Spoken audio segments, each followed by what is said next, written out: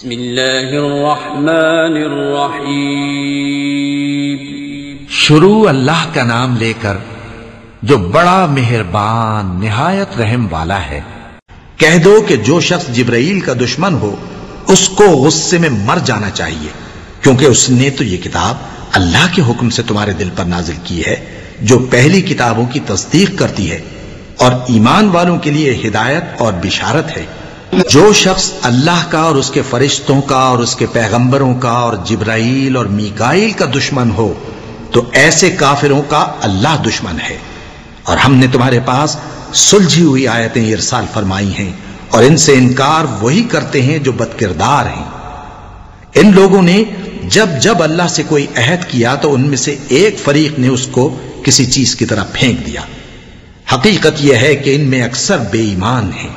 اور جب ان کے پاس اللہ کی طرف سے پیغمبر آخر الزمان صلی اللہ علیہ وآلہ وسلم آئے اور وہ ان کی آسمانی کتاب کی تصدیق بھی کرتے ہیں، تو جن لوگوں کو کتاب دی گئی تھی ان میں سے ایک جماعت نے اللہ کی کتاب کو پیٹ پیچھے پھینک دیا، گویا وہ جانتے ہی نہیں، اور ان چیزوں کے پیچھے لگ گئے جو سلیمان کے عہد سلطنت میں شیاطین پڑھا کرتے تھے۔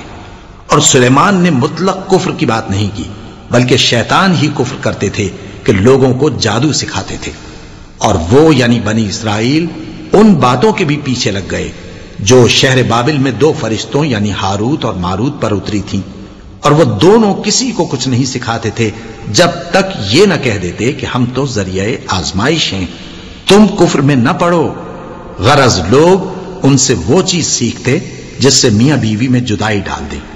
اور اللہ کے حکم کے سوا وہ اس چیز سے کسی کا کچھ بھی نہیں بگاڑ سکتے تھے،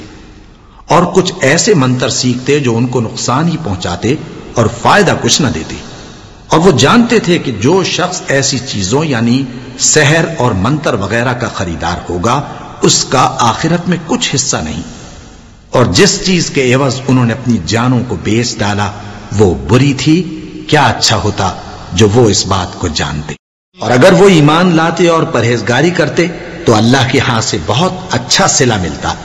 کیا اچھا ہوتا جو وہ اس سے واقف ہوتے۔